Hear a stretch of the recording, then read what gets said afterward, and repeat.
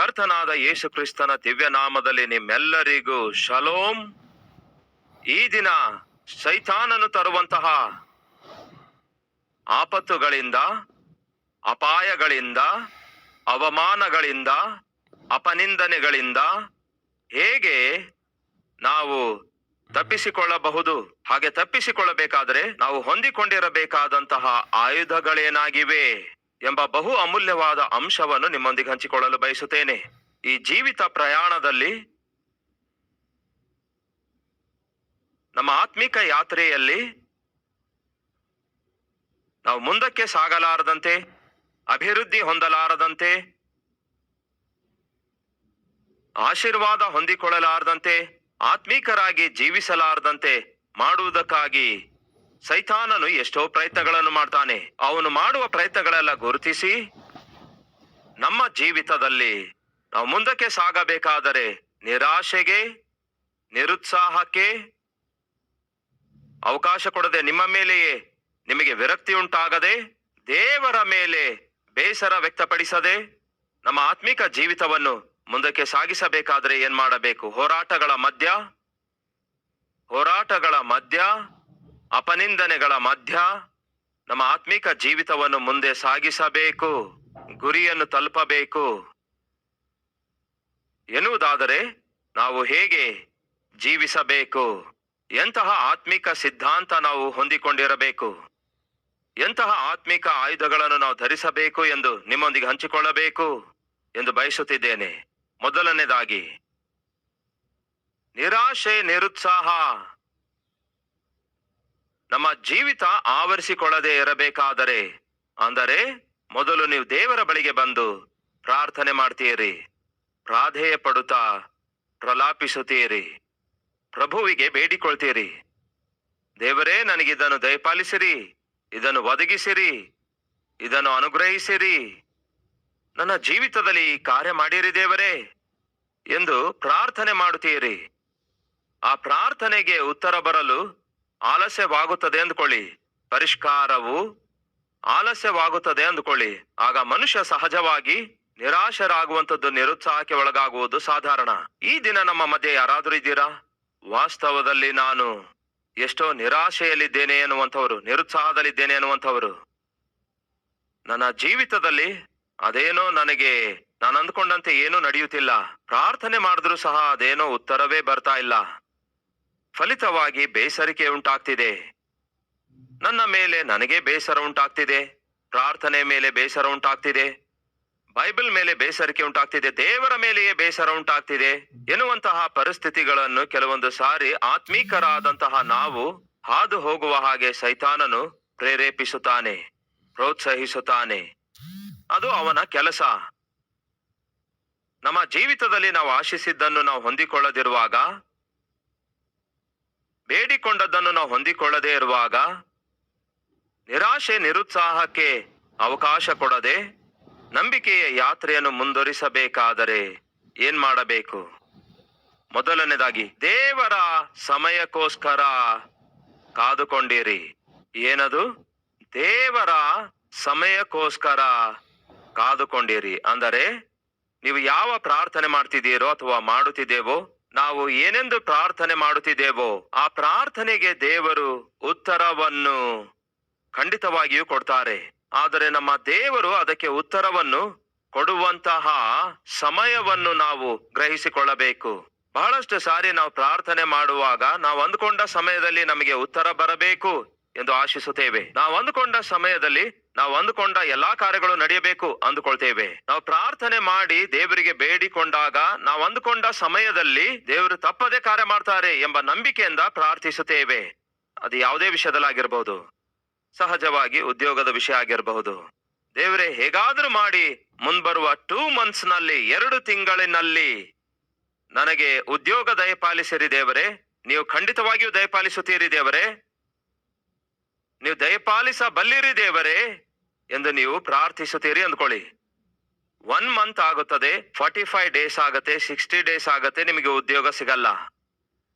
ಒಂದು ದಿನ ಒಬ್ಬ ಸಹೋದರಿ ನನ್ನ ಬಳಿಗೆ ಬಂದು ಬಹಳ ಸಂತೋಷದಿಂದ ಸ್ವೀಟ್ ತಕೊಂಡು ಬಂದಿದ್ರು. ಇದು ಎದಕ್ಕಾಗಿ ಅಮ್ಮ ಅಂದಾಗ, ಅಣ್ಣ ನಾನು ಆ ಪೊಲೀಸ್ ಇಂಟರ್ವ್ಯೂಗಾಗಿ ಹೋಗಿದ್ದೆ. ಮತ್ತೆ ಸೆಲೆಕ್ಟ್ ಆಗಿದೆಯಾ ಅಮ್ಮ ಅಂದಾಗ, ಸೆಲೆಕ್ಟ್ ಆಗುತ್ತೇನೆ ಎಂಬ ನಂಬಿಕೆ ನನಗಿದೆ. ಆ ನಂಬಿಕೆಯಿಂದಲೇ ನಾನು ಸ್ವೀಟ್ಸ್ ಹಂಚುತ್ತಿದ್ದೇನೆ ಎನ್ನುವುದು ಆಕೆಯ ಉತ್ತರ ಆಗಿತ್ತು. ಕೇಳಿ ಆಶ್ಚರ್ಯವೆನಿಸಿತು. ಬಹಳ ಸಂತೋಷ ಅಮ್ಮ, ನಿನಗೆ ನಂಬಿಕೆ ಇದೆ ದೇವರು ಉದ್ಯೋಗ ಕೊಡ್ತಾರೆಂದು. ಆ ನಂಬಿಕೆಯನ್ನು ಕ್ರಿಯೆಯಲ್ಲಿ ತೋರಿಸುತ್ತಾ ನೀನು ಸ್ವೀಟ್ಸ್ ಹಂಚುತ್ತಾ ಇದ್ದಿ, ಬಹಳ ಸಂತೋಷ ಎಂದು ಹೇಳಿ ಪ್ರಾರ್ಥಿಸಿ ಕಳಿಸಿಕೊಟ್ಟೆ. ಅದೇ ಸಹೋದರಿ ಒಂದು 4 months ನಂತರವೋ ಇಲ್ಲವೇ 3 months ನಂತರವೋ ಮತ್ತೆ ಬಂದಳು.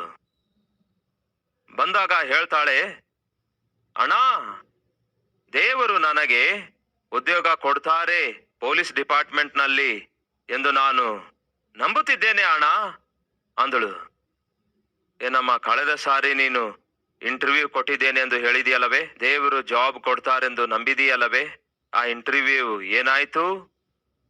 ಆ ಇಂಟರ್ವ್ಯೂ ಏನಾದ್ರೆ ನನಗೇನಣ್ಣ, ನನ್ನ ದೇವರು ನನಗೆ ಉದ್ಯೋಗ ಕೊಡ್ತಾರೆಂದು ನಂಬಿಕೆ ನನಗಿದೆ. ಹೇಳಿ ಆಶ್ಚರ್ಯವೆನಿಸಿತು. ನಿಮ್ಗೇನಾದ್ರೂ ಅರ್ಥವಾಯ್ತಾ? ಆಕೆ ಅಂದುಕೊಂಡಿರುವ ಉದ್ಯೋಗ ಅಂದುಕೊಂಡ ಸಮಯದಲ್ಲಿ ಬರದಿದ್ದರೂ ಸಹ ಆ ಸಹೋದರಿ ಯಾರನ್ನು ನಂಬಿದಳು? ದೇವರನ್ನು ನಂಬಿದಳು. ಈ ದಿನ ಬರದಿದ್ರೆ ಏನಾಯ್ತಣ್ಣ, ನಾಳೆ ಕೊಡಿಸ್ತಾರೆ ದೇವರು. ಈ ತಿಂಗಳು ಬರದಿದ್ರೆ ಏನಾಯ್ತಣ್ಣ, ನೆಕ್ಸ್ಟ್ ಮಂತ್ ಕೊಡ್ತಾರೆ. ನನಗೆ ಆ ನಂಬಿಕೆ ಇದೆ. ಆ ನಂಬಿಕೆ ನನಗಂತೂ ಇದೆ, ಆದರೆ ನನ್ನ ಸುತ್ತಲೂ ಇರುವಂತವರು ಮಾತ್ರವೇ ನಂಬಲಿಕ್ಕೆ ಆಗ್ತಾ ಇಲ್ಲ ಅಣ್ಣ. ನನ್ನ ಮನೆಯಲ್ಲಿ ಇರುವವರು ನಂಬಲಿಕ್ಕೆ ಆಗ್ತಿಲ್ಲ ಅಂದಳು. ಕೇಳಿ ಸಹೋದರ ಸಹೋದರಿಯರೇ, ಮತ್ತೊಮ್ಮೆ ಜ್ಞಾಪಕಗೊಳಿಸುತ್ತೇನೆ ಕೇಳಿ. ನೀವು ಪ್ರಾರ್ಥನೆ ಮಾಡುವಾಗ ನಿಮ್ಮ ಪ್ರತಿಯೊಂದು ಪ್ರಾರ್ಥನೆಗೆ ದೇವರು ತಪ್ಪದೆ ಉತ್ತರ ಕೊಡ್ತಾರೆ. ಮೊದಲನೇದಾಗಿ ಹೌದು, ಯಶ್. ನೀವು ಮಾಡಿದ ಪ್ರಾರ್ಥನೆಗೆ ದೇವರು ಮೊದಲನೇದಾಗಿ ಯಾವ ಉತ್ತರ ಕೊಡಬಹುದು? ಯಶ್, ಗ್ರಾಂಟೆಡ್, ಕೊಡ್ತಿದ್ದೇನೆ. ಇಲ್ಲವೇ ಸೆಕೆಂಡ್ ಉತ್ತರ ಯಾವುದೆಂದರೆ ನೋ, ಅದು ನಿಮಗೆ ಅವಶ್ಯಕವಿಲ್ಲ, ಅದನ್ನು ನಿಮಗೆ ನಾನು ಕೊಡುತ್ತಾ ಇಲ್ಲ. ಮೂರನೆಯ ಉತ್ತರ ಯಾವುದೆಂದರೆ ಇದು ಸರಿಯಾದ ಸಮಯ ಅಲ್ಲ, ವೇಟ್, ಜಸ್ಟ್ ವೇಟ್. ನೀವು ಪ್ರಾರ್ಥನೆ ಮಾಡುವಾಗ ಯಶ್ ಎಂದು ದೇವರು ಉತ್ತರಿಸಬಹುದು, ನೋ ಎಂದಾದರೂ ಉತ್ತರಿಸಬಹುದು, ಇಲ್ಲವೇ ವೇಟ್,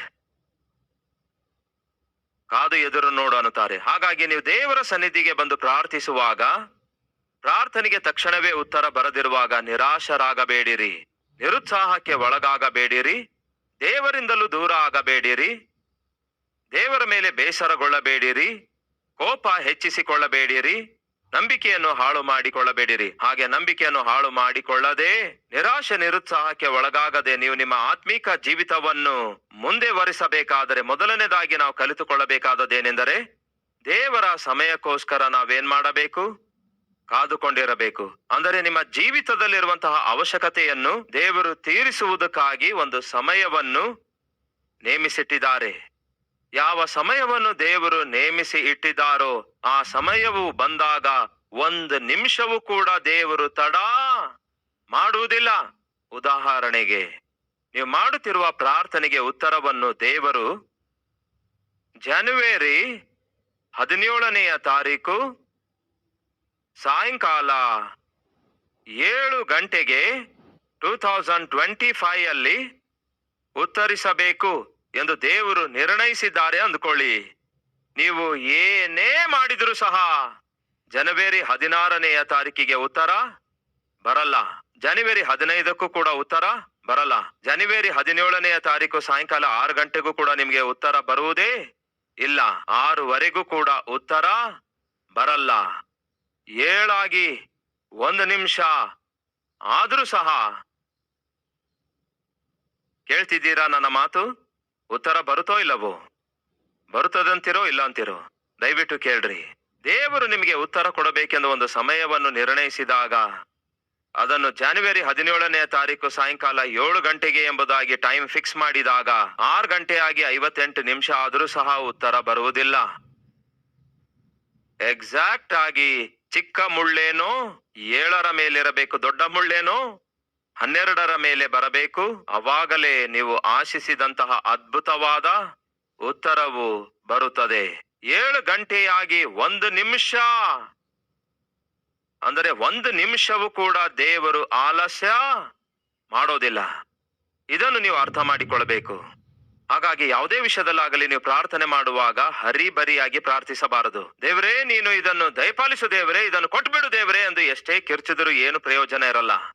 ಯಾಕೆಂದರೆ ನೀವು ಮಾಡಿದಂತಹ ಪ್ರಾರ್ಥನೆಗೆ ಸಂಪೂರ್ಣವಾದ ಉತ್ತರವು ದೇವರು ಕೊಡುವುದಕ್ಕಾಗಿ ಒಂದು ಸಮಯವನ್ನು ನೇಮಿಸಿಟ್ಟಿದ್ದಾರೆ. ಅದಕ್ಕಾಗಿಯೇ ದೇವರ ಸಮಯಕ್ಕಾಗಿ ನೀವು ಏನ್ ಮಾಡಬೇಕು ಹೇಳ್ತೇನೆ ಕೇಳ್ರಿ, ಕಾದುಕೊಂಡಿರಬೇಕು. ಉದಾಹರಣೆಗೆ ಅಬ್ರಹಾಮನಿಗೆ ದೇವರು ವಾಗ್ದಾನ ಮಾಡಿದರೋ ಇಲ್ಲವೋ, ಅಬ್ರಹಾಮನೇ ನಿನ್ನ ಸಂತಾನವನ್ನು ನಾನು ಆಶೀರ್ವದಿಸುತ್ತೇನೆ, ನಿನ್ನ ಮುಖಾಂತರ ಸಮಸ್ತ ಜನಾಂಗಗಳನ್ನು ದೇಶಗಳನ್ನು ಆಶೀರ್ವದಿಸುತ್ತೇನೆ ಎಂದು ಹೀಗೆ ದೇವರು ಅಬ್ರಹಾಮನಿಗೆ ವಾಗ್ದಾನ ಮಾಡುತ್ತಾರೆ. ಹಾಗೆ ವಾಗ್ದಾನ ಮಾಡಿದಾಗ ಅಬ್ರಹಾಮನ ವಯಸ್ಸು 75 ವರ್ಷ ಆಗಿತ್ತು.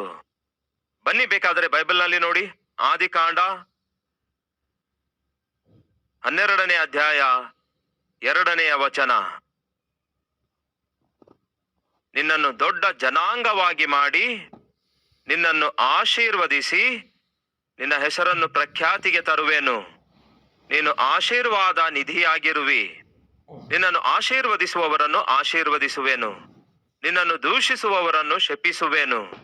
ಭೂಲೋಕದ ಸಮಸ್ತ ವಂಶದವರು ನಿನ್ನಲ್ಲಿ ಆಶೀರ್ವದಿಸಲ್ಪಡುವರು ಎಂದು ಅಬ್ರಹಾಮನಿಗೆ ಹೇಳಲು ಯೆಹೋವನು ಹೇಳಿದ ಪ್ರಕಾರವೇ ಅಬ್ರಹಾಮನು ಹೊರಟು ಹೋದನು. ರೈಟ್ ಫ್ರೆಂಡ್ಸ್, ದೇವರು ವಾಗ್ದಾನ ಮಾಡ್ತಾರೆ, ನಿನ್ನನ್ನು ಆಶೀರ್ವದಿಸುತ್ತೇನೆ, ಆಶೀರ್ವಾದಕರವಾಗಿ ಮಾರ್ಪಡಿಸುತ್ತೇನೆ, ಸಮಸ್ತ ವಂಶದವರು ನಿನ್ನಲ್ಲಿ ಆಶೀರ್ವದಿಸಲ್ಪಡುವರು ಎಂದು ಅಬ್ರಹಾಮನಿಗೆ ಹೇಳಿದಾಗ ಅಬ್ರಹಾಮನು ನಂಬುತ್ತಾನೆ. ಆದರೆ ತಕ್ಷಣವೇ ಉತ್ತರ ಬಂದಿತೋ? ಬರಲಿಲ್ಲ. ಆದರೆ ಆಶಿಸುತ್ತಾನೆ, ದೇವರು ಉತ್ತರ ಕೊಡುತ್ತಾರೇನೋ, ಮಗನು ಹುಟ್ಟುತ್ತಾನೇನೋ ಎಂದು ಆಶಿಸುತ್ತಾನೆ. ಸ್ವಲ್ಪ ಮಟ್ಟಿಗೆ ಕೆಲವೊಂದು ಸಂದರ್ಭಗಳಲ್ಲಿ ನಿರಾಶೆಯಿಂದ ಕೂಡ ಹಾದು ಹೋದ. ದೇವರು ಆಲಸ್ಯ ಮಾಡುತ್ತಿದ್ದಾರೆ ಎನ್ನುವಂತಹ ಭಾವನೆ ಅಬ್ರಹಾಮನಿಗೆ ಬಂದಿತ್ತು. ಒಂದು ಸಂದರ್ಭದಲ್ಲಿ ಅವನಿಗಿರುವಂತಹ ನಿರಾಶೆಯನ್ನು ದೇವರೊಂದಿಗೆ ಹಂಚಿಕೊಳ್ತಾನೆ. ನೋಡೋಣ ಬನ್ನಿ, ಏನೆಂದು ಹೇಳ್ತಾನೆಂದು ನೋಡೋಣ ಬನ್ನಿ. ಆದಿಕಾಂಡ 15ನೇ ಅಧ್ಯಾಯ 1ನೇ ವಚನ. ಈ ಸಂಗತಿಗಳು ನಡೆದ ಮೇಲೆ ಯೆಹೋವನ ವಾಕ್ಯವು ಅಬ್ರಹಾಮನಿಗೆ ದರ್ಶನದಲ್ಲಿ ಬಂದು, ಅಬ್ರಹಾಮನೇ ಭಯಪಡಬೇಡ, ನಾನು ನಿನಗೆ ಗುರಾಣಿಯಾಗಿದ್ದೇನೆ, ನಿನಗೋಸ್ಕರ ಅತ್ಯಧಿಕ ಬಹುಮಾನವು ಇಟ್ಟದೆ ಎಂಬುದೇ. ಅದಕ್ಕೆ ಅಬ್ರಹಾಮನು, ಕರ್ತನಾದ ಯೆಹೋವನೇ, ನನಗೆ ಏನು ಕೊಟ್ಟರೆ ಏನು? ನಾನು ಸಂತಾನ ಇಲ್ಲದವನಾಗಿ ಹೋಗುತ್ತಿದ್ದೇನಲ್ಲವೇ? ಆದ್ದರಿಂದ ನನ್ನ ಎಲ್ಲಾ ಆಸ್ತಿ ದಮಸ್ಕದ ಎಲಿಯಾಜರನ ಪಾಲಾಗುತ್ತದಲ್ಲ. ತಿರುಗಿ ಅಬ್ರಹಾಮನು, ನೀನು ನನಗೆ ಸಂತಾನ ಕೊಡಲಿಲ್ಲವಾದದ್ದರಿಂದ ನನ್ನ ಮನೆಯಲ್ಲಿ ಹುಟ್ಟಿದವನೇ ನನಗೆ ಬಾಧ್ಯಸ್ಥನಾಗಬೇಕಾಯಿತು ಎಂದು ಹೇಳಲು, ಒಂದು ದಿನ ದೇವರ ವಾಕ್ಯವು ಅಬ್ರಹಾಮನಿಗೆ ಉಂಟಾದಾಗ ದೇವರ ಮೇಲೆ ಬೇಸರಗೊಳ್ಳಲಿಲ್ಲ. ತನ್ನ ನಿಸ್ಸಹಾಯ ಸ್ಥಿತಿಯನ್ನು ಹೇಳಿಕೊಳ್ಳುತ್ತಾನೆ, ತನ್ನ ನಿರಾಶೆಯನ್ನು ಹೇಳಿಕೊಳ್ತಾನೆ. ಆಗ ತಕ್ಷಣವೇ ದೇವರು ಏನು ಹೇಳುತ್ತಾರೆ ಗೊತ್ತಾ? ಅಬ್ರಹಾಮನು ಹೇಳುತ್ತಿರುವ ಮಾತು ಹೇಗಿದೆ ನೋಡಿ, ನಾನು ಸಂತಾನ ಇಲ್ಲದವನಾಗಿಯೇ ಹೋಗುತ್ತಿದ್ದೇನಲ್ಲವೇ? ದಮಸ್ಕದ ಎಲಿಯಾಜರನೇ ನನ್ನ ಆಸ್ತಿಗೆಲ್ಲ ಬಾಧ್ಯನಾಗುವನಲ್ಲವೇ? ತಿರುಗಿ ಅಬ್ರಹಾಮನು, ಇಗೋ ನೀನು ನನಗೆ ಸಂತಾನ ಕೊಡಲಿಲ್ಲವಾದುದರಿಂದ ನನ್ನ ಮನೆಯಲ್ಲಿ ಹುಟ್ಟಿದವನೇ ನನಗೆ ಬಾಧ್ಯಸ್ಥನಾಗಬೇಕಾಯ್ತು ಎಂದು ಹೇಳಲು, ಯೆಹೋವನು ಅವನ ಸಂಗಡ ಮಾತಾಡಿ ಹೇಳಿದ್ದೇನೆಂದರೆ, ಇವನು ನಿನಗೆ ಬಾಧ್ಯಸ್ಥನು ಆಗುವುದಿಲ್ಲ, ನಿನ್ನ ಹೊಟ್ಟೆಯಲ್ಲೇ ಹುಟ್ಟುವವನೇ, ಅಂದರೆ ನಿನಗೆ ಹುಟ್ಟುವವನೇ ನಿನಗೆ ಬಾಧ್ಯಸ್ಥನಾಗುವನು. ನಿರಾಶೆ ನಿರುತ್ಸಾಹ ಹಾದು ಹೋಗುತ್ತಿರುವಾಗ ದೇವರು ಅಬ್ರಹಾಮನಿಗೆ ಹೇಳುತ್ತಾರೆ, ಅಬ್ರಹಾಮನೇ, ನಿನ್ನ ಬಳಿಯಲ್ಲಿ ಕೆಲಸ ಮಾಡುವಂತವರ ಮಕ್ಕಳಲ್ಲಯ್ಯ ನಿನಗೆ ಬಾಧ್ಯಸ್ಥರು, ನಿನ್ನ ಗರ್ಭದಲ್ಲಿ ಹುಟ್ಟುವವನೇ ನಿನಗೆ ಬಾಧ್ಯಸ್ಥನು. ಈಗ ಅಬ್ರಹಾಮನಿಗಿರುವ ನಿರಾಶೆ ನಿರುತ್ಸಾಹವನ್ನು ನಿವೃತ್ತಿ ಮಾಡಲು ದೇವರು ಏನ್ ಮಾಡುತ್ತಾರೆ ಗೊತ್ತಾ? ತನ್ನ ವಾಕ್ಯವನ್ನು ಕಳಿಸಿಕೊಟ್ರು. ಕೇಳಿ ಸಹೋದರರೇ, ಸಹೋದರಿಯರೇ, ಯಾಕೆ ದೇವರ ವಾಕ್ಯವನ್ನು ನಾವು ಕೇಳಬೇಕು? ಸೈತಾನನು ನಮಗೆ ನಿರಾಶೆಗೊಳಿಸುತ್ತಾ ಇರುತ್ತಾನೆ, ನಿರುತ್ಸಾಹಕ್ಕೆ ಒಳಪಡಿಸುತ್ತಾ ಇರುತ್ತಾನೆ, ನಿರೀಕ್ಷೆ ಇಲ್ಲದ ರೀತಿಯಲ್ಲಿ ಮಾಡುತ್ತಾನೆ. ನಿಮ್ಮ ಆತ್ಮಿಕ ಜೀವಿತದಲ್ಲಿ ನಿರ್ಲಕ್ಷ್ಯ ಮಾಡಿರಿ ಎನ್ನುವ ರೀತಿಯಲ್ಲಿ ಮಾಡುತ್ತಾನೆ. ನೀವು ನಂಬಿದಂತಹ ದೇವರು ಏನಾಗಿದ್ದಾನೆ ಎಂದು ಪ್ರಶ್ನಿಸುತ್ತಾನೆ. ಇಂತಹ ಪ್ರಶ್ನೆಗಳ ಮುಖಾಂತರ ನಿಮ್ಮನ್ನು ಕಾಡಿಸುತ್ತಾ ಪೀಡಿಸುತ್ತಾ ಇರುವಾಗ ನಿಮ್ಮೊಳಗೆ ನಂಬಿಕೆಯನ್ನು ಹುಟ್ಟಿಸುವಂತದ್ದೇ, ದೇವರ ಮೇಲೆ ಆಧಾರಗೊಳ್ಳುವಂತೆ ಮಾಡುವಂತದ್ದೇ, ದೇವರು ಕೂಡಿಟ್ಟಿರುವಂತಹ ಶ್ರೇಷ್ಠವಾದ ಬಹುಮಾನವನ್ನು ನೀವು ಸ್ವಾಧೀನ ಮಾಡಿಕೊಳ್ಳುವ ಹಾಗೆ ಮಾಡುವಂಥದ್ದು ಏನಾಗಿದೆ ಗೊತ್ತಾ? ದೇವರ ಏನದು ವಾಕ್ಯ. ನಿರಾಶೆ ನಿರುತ್ಸಾಹ ಹಾದು ಹೋಗುತ್ತಿರುವಾಗ ಅಬ್ರಹಾಮನಿಗೆ ಯಾವುದು ಬಲಪಡಿಸಿತು? ಅಬ್ರಹಾಮನ ನಂಬಿಕೆ ಯಾವುದು ಹೆಚ್ಚಿಸಿತು? ದೇವರ ವಾಕ್ಯ. ಅದಕ್ಕಾಗಿಯೇ ಪ್ರಿಯ ಸಹೋದರ ಸಹೋದರಿಯರೇ, ದೇವರ ವಾಕ್ಯವೇ ನಿಮಗೂ ನನಗೂ ಆಧಾರ, ನಿಮಗೂ ನನಗೂ ಅಭಯ, ನಿಮಗೂ ನನಗೂ ಆಧಾರ. ಅದಕ್ಕಾಗಿಯೇ ದೇವರ ವಾಕ್ಯ ಕೇಳುವುದಕ್ಕಾಗಲಿ, ದೇವರ ವಾಕ್ಯ ಓದುವುದಕ್ಕಾಗಲಿ ನಿರ್ಲಕ್ಷ್ಯ ಮಾಡಬೇಡಿರಿ. ಯಾಕೆಂದರೆ ಸೈತಾನನು ಹಾಕುವ ಪ್ರತಿಯೊಂದು ಕುತಂತ್ರವನ್ನು ನಿರ್ಮೂಲ ಮಾಡುವಂತದ್ದೇ ಕೇವಲ ಪರಿಶುದ್ಧವಾದ ಸತ್ಯವೇದ ಮಾತ್ರ ಆಗಿದೆ. ಅದಕ್ಕಾಗಿ ವಾಕ್ಯವನ್ನು ಖಂಡಿತವಾಗಿಯೂ ನಾವು ಓದಬೇಕು. ನಿರಾಶೆ ನಿರುತ್ಸಾಹ ಅಬ್ರಹಾಮನನ್ನು ಆವರಿಸಿಕೊಂಡಿರುವಾಗ ದೇವರು ತನ್ನ ವಾಕ್ಯದ ಮೂಲಕ ಆಧರಿಸುತ್ತಾರೆ, ಬಲಪಡಿಸುತ್ತಾರೆ. ರೈಟ್. 6ನೇ ವಚನ, ಅಬ್ರಹಾಮನು ಯೆಹೋವನನ್ನು ನಂಬಿದನು. ಏನಂತೆ? ಯೆಹೋವನನ್ನು ನಂಬಿದನು, ಯೆಹೋವನು ಅವನ ನಂಬಿಕೆಯನ್ನು ಅವನ ಲೆಕ್ಕಕ್ಕೆ ನೀತಿ ಎಂದು ಎಣಿಸಿದನು. 5ನೇ ವಚನ, ಮತ್ತು ಯೆಹೋವನು ಅವನನ್ನು ಹೊರಗೆ ಕರತಂದು ಆಕಾಶದ ಕಡೆಗೆ ನೋಡು, ನಕ್ಷತ್ರಗಳನ್ನು ಎಣಿಸುವುದು ನಿನ್ನಿಂದಾದರೆ ಲೆಕ್ಕಿಸು ಎಂದು ಹೇಳಿದನು. ನಿನ್ನ ಸಂತಾನವು ಅಷ್ಟಾಗುವುದು ಎಂದು ಹೇಳಿದನು. ಅಬ್ರಹಾಮನೇ, ಒಮ್ಮೆ ಹೊರಗೆ ಬರುವಿಯಾ ಅಂದಾಗ ಹೊರಗೆ ಬಂದ. ಒಮ್ಮೆ ಮೇಲಕ್ಕೆ ನೋಡು ಅಂದಾಗ ಮೇಲಕ್ಕೆ ನೋಡಿದ. ಅಬ್ರಹಾಮನೇ, ನಕ್ಷತ್ರಗಳನ್ನು ನೀನು ಕೌಂಟ್ ಮಾಡಬಲ್ಲಿಯಾ? ನನ್ನಿಂದ ಆಗಲ್ಲ ಅಯ್ಯ. ಕೌಂಟ್ ಮಾಡಬೇಕಾದಷ್ಟು ಸಾಧ್ಯವಾಗದಂತಹ ನಕ್ಷತ್ರಗಳ ಸಂಪುಟವೇ ಅಲ್ಲಿದೆ ಅಲ್ಲವೇ? ಹಾಗಾದ್ರೆ ಅಬ್ರಹಾಮನೇ ಕೇಳು, ನಿನ್ನ ಸಂತತಿಯನ್ನು ನಾನು ಅಷ್ಟೊಂದು ವಿಸ್ತರಿಸುವಂತವನಾಗಿದ್ದೇನೆ. ಆ ಅಬ್ರಹಾಮನ ಸ್ಥಾನದಲ್ಲಿ ಏನಾದ್ರೂ ನಾನು ಇದ್ದಿದ್ದೇ ಆದ್ರೆ, ದೇವರೇ ನಿನಗೊಂದು ನಮಸ್ಕಾರ. ಅಷ್ಟೊಂದು ಜನ ಮಕ್ಕಳು ಬೇಡ, ಆದ್ರೆ ಒಬ್ಬ ಮಗನನ್ನು ಕೊಟ್ರೆ ಸಾಕು. ಏನನ್ನುತ್ತಿದೆ? ಒಬ್ಬನನ್ನು ಕೊಟ್ರೆ ಸಾಕು. ಇಲ್ಲವೇ ಅಬ್ರಹಾಮನು ದೇವರು ಹೇಳಿರುವ ಮಾತನ್ನು ಕೇಳಿದ ನಂತರ ಸಾರಳ ಬಳಿಗೆ ಹೋಗಿ, ಸಾರಳೆ, ನಿನಗೊಂದು ವಿಷಯ ಗೊತ್ತಾ? ಈ ದಿನ ದೇವರು ನನ್ನೊಂದಿಗೆ ಮಾತಾಡಿದ್ದಾರೆ. ಆಕಾಶದ ಕಡೆಗೆ ನೋಡಂದಾಗ ನೋಡಿದೆ, ನಕ್ಷತ್ರಗಳನ್ನು ಕೌಂಟ್ ಮಾಡು ಅಂದ್ರೆ ನನ್ನಿಂದ ಆಗಲ್ಲ ಅಂದೆ. ಆಗ ದೇವರು ನನಗೊಂದು ಮಾತು ಹೇಳಿದ್ದಾರೆ. ಏನ್ ಹೇಳಿದ್ದಾರೆ?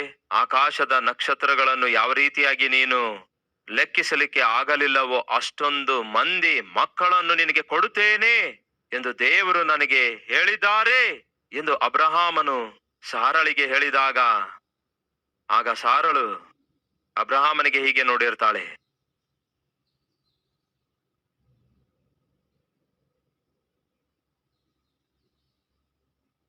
ಅಂದ್ಕೊಂಡೆ ಬಿಡಿ, ವಯಸ್ಸು ಜಾಸ್ತಿ ಆಗ್ತಿದೆಯಲ್ಲವೇ? ವಯಸ್ಸು ಜಾಸ್ತಿ ಆಗ್ತಿದೆಯಲ್ಲವೇ? ಒಬ್ಬ ಮಗನು ಕೂಡ ಇಲ್ಲ, ಆದ್ರೆ ನಕ್ಷತ್ರದಷ್ಟು ಸಂತಾನವು. ಒಬ್ಬ ಮಗನು ಹುಟ್ಟಲಿಲ್ಲ ಪ್ರಿಯರೇ. ದೇವರು ಅಬ್ರಹಾಮನಿಗೆ ಹೇಳುತ್ತಾರೆ, ನಕ್ಷತ್ರಗಳು ಲೆಕ್ಕಿಸಲಾರದಷ್ಟು ವಿಧಾನದಲ್ಲಿ ನಾನು ನಿನಗೆ ಸಂತಾನ ಅನುಗ್ರಹಿಸುತ್ತೇನೆ ಎಂದು ಹೇಳಿದಾಗ, ಸತೀಶ್ ಕುಮಾರ್ ಅರ್ಧ ನಾನೇನಾದ್ರೂ ಅಲ್ಲಿ ಇದ್ದಿದ್ದೇ ಆದ್ರೆ ಒಂದು ದೊಡ್ಡ ನಮಸ್ಕಾರ ಹೇಳಿ, ದೇವರೇ ಒಬ್ಬ ಮಗನನ್ನು ಕೊಡು ಸಾಕು. ಒಬ್ಬ ಮಗನನ್ನು ಹೊಂದಿಕೊಳ್ಳುವುದಕ್ಕೆ ನನಗೆ ನಂಬಿಕೆ ಸಾಲುತ್ತಾ ಇಲ್ಲ, ಇನ್ನು ನಕ್ಷತ್ರಗಳ ಸಂಗತಿ ಏನಾಗುತ್ತದೆ ಎಂದು ಹೇಳ್ತಿದ್ದೆ. ಆದರೆ ಬೈಬಲ್ನಲ್ಲಿ ಏನಿದೆ ಗೊತ್ತಾ? ಆದಿಕಾಂಡ 15ನೇ ಅಧ್ಯಾಯದ 2ನೇ ವಚನದಲ್ಲಿ ನಾವು ನೋಡ್ತೇವೆ, ದೇವರೇ, ನೀನು ನನಗೆ ಎಷ್ಟೇ ಆಶೀರ್ವದಿಸಿದ್ರೆ ಏನು ಲಾಭ? ನನಗೆ ಮಕ್ಕಳೇ ಇಲ್ವಲ್ಲ. Look at the way he expressed his helplessness and hopelessness. ತನ್ನ ನಿಸ್ಸಹಾಯ ಸ್ಥಿತಿಯನ್ನು ಯಾವ ರೀತಿಯಾಗಿ ತಿಳಿಯಪಡಿಸಿದನೆಂದು ನೋಡಿರಿ. ನೀನು ಎಷ್ಟೇ ನನಗೆ ಆಶೀರ್ವದಿಸಿದ್ರೆ ಏನು ಲಾಭ? ದೇವರೇ, ನನಗೆ ಮಕ್ಕಳಿಲ್ವಲ್ಲ. ದಯಪೂರ್ವಕವಾಗಿ, ಬಹಳ ದಯಪೂರ್ವಕವಾಗಿ ತನ್ನ ಬಾಧೆಯನ್ನು ಅವನು ವ್ಯಕ್ತಪಡಿಸಿದಾಗ ದೇವರು ಅಬ್ರಹಾಮನಿಗೆ ಹೇಳ್ತಾರೆ, ಒಮ್ಮೆ ನೀನು ಹೊರಗೆ ಬಾ, ಅಷ್ಟೊಂದು ಮಂದಿ ಮಕ್ಕಳನ್ನು ನಾನು ನಿನಗೆ ಕೊಡ್ತೇನೆ ಎಂದು ಹೇಳಿದಾಗ ಬೈಬಲ್ನಲ್ಲಿ ಏನಿದೆ ಗೊತ್ತಾ? ಅಬ್ರಹಾಮನು ಯೆಹೋವನನ್ನು ನಂಬಿದನು ಅಂತ ಇದೆ. ಹೇಗೆ ಸಾಧ್ಯವಾಯ್ತು ಪ್ರಿಯರೇ? ಹೇಗೆ ಸಾಧ್ಯ? ವರ್ಷಗಳು ಕಳೆದು ಹೋಗ್ತಿವೆ, ಒಬ್ಬ ಮಗನೇ ಹುಟ್ಟಲಿಲ್ಲ. ಆದರೆ ದೇವರು ಹೇಳ್ತಾರೆ, ಆಕಾಶದಲ್ಲಿರುವ ನಕ್ಷತ್ರಗಳಷ್ಟು ಸಂತಾನವನ್ನು ನಾನು ನಿನಗೆ ಕೊಡ್ತೇನೆ ಅಂದಾಗ ಅಬ್ರಹಾಮನು ಏನ್ ಮಾಡಿದ? ನಂಬಿದ ಅಂತೆ. ದೇವರೇ, ನೀವು ಹೇಳಿರೋದಾದ್ರೆ ಖಂಡಿತವಾಗಿಯೂ ಒದಗಿಸುತ್ತೀರಿ ಎಂದು ನಂಬಿದ. ಯಾವಾಗ ನಂಬಿದ ಗೊತ್ತಾ? ಒಬ್ಬ ಮಗನು ಕೂಡ ಹುಟ್ಟದಂತಹ ಸಮಯದಲ್ಲಿ ನಂಬಿದ. ಕೇಳಿ ಸಹೋದರರೇ, ಸಹೋದರಿಯರೇ, ಅಬ್ರಹಾಮನು ಯಾಕೆ ನಂಬಿಕೆಯಲ್ಲಿ ಮುಂದುವರೆದನು ಗೊತ್ತಾ? ಆಯಾ ಸಂದರ್ಭದಲ್ಲಿ ಅವನ ಜೀವಿತದಲ್ಲಿ ಬಂದಿರುವ ನಿರಾಶೆ, ನಿರುತ್ಸಾಹವನ್ನು ತನ್ನನ್ನು ಸಮಾಧಿ ಮಾಡಲು ಬಿಟ್ಟು ಬಿಡದಂತೆ ತನ್ನನ್ನು ತಾನು ಕಾಪಾಡಿಕೊಂಡ. ಸೈತಾನನು ಅನೇಕ ಸಾರಿ ನಿಮ್ಮ ಜೀವಿತದಲ್ಲಿ ನಿರಾಶೆ, ನಿರುತ್ಸಾಹವನ್ನು ತರುತ್ತಾನೆ. ಆ ನಿರಾಶೆ, ನಿರುತ್ಸಾಹ ನಿಮ್ಮ ನಂಬಿಕೆಯನ್ನು ಸಮಾಧಿ ಮಾಡುವುದಕ್ಕಾಗಿ, ನಿಮ್ಮ ಆತ್ಮಿಕತೆಯನ್ನು ಸಮಾಧಿ ಮಾಡುವುದಕ್ಕಾಗಿ, ದೇವರ ಮೇಲೆ ಇರುವ ನಿಮ್ಮ ನಂಬಿಕೆಯನ್ನು ಸಮಾಧಿ ಮಾಡುವುದಕ್ಕಾಗಿ ಪ್ರಾರ್ಥಿಸುವಂತಹ ಆ ಅದ್ಭುತವಾದ ಆತ್ಮಿಕತೆಯನ್ನು ಸಮಾಧಿ ಮಾಡುವುದಕ್ಕಾಗಿ ನೀವು ಪಡುತ್ತಿರುವ ಪ್ರಯಾಸವನ್ನು ಮುಂದುವರಿಸಲಾರದಂತೆ ಮಾಡುವುದಕ್ಕಾಗಿ ಸೈತಾನನು ಶತವಿಧದಲ್ಲಿ ಪ್ರಯತ್ನ ಮಾಡುತ್ತಾನೆ. ಆದರೆ ಅಬ್ರಹಾಮನು ಒಬ್ಬ ಮಗನೇ ಇಲ್ಲದಿರುವಾಗ ದೇವರು ಆಕಾಶದ ನಕ್ಷತ್ರದಂತೆ ನಿನ್ನ ಸಂತಾನ ಮಾಡುತ್ತೇನೆ ಅಂದಾಗ ದೇವರನ್ನು ನಂಬಿದಂತೆ ಪ್ರಿಯರೇ. ಅದು ನಂಬಿಕೆ ಅಂದ್ರೆ. ನಿರಾಶೆ, ನಿರುತ್ಸಾಹವನ್ನು ಎದುರಿಸಬೇಕಾದರೆ, ಜಯಿಸಬೇಕಾದ್ರೆ ಕೇಳಿ ಸಹೋದರರೇ, ಸಹೋದರಿಯರೇ, ದೇವರ ಸಮಯಕ್ಕೋಸ್ಕರ ನೀವು ಕಾದುಕೊಂಡಿರಿ. ಫಲಿತವಾಗಿ ಅತ್ಯಧಿಕವಾದ ಆಶೀರ್ವಾದಗಳನ್ನು ನಮ್ಮ ಜೀವಿತದಲ್ಲಿ ಕಾಣುತ್ತೇವೆ. ಇದನ್ನು ನಂಬುವಂತವರು ನನ್ನೊಂದಿಗೆ ಸೇರಿ ಪ್ರಾರ್ಥಿಸುವಿರಾ?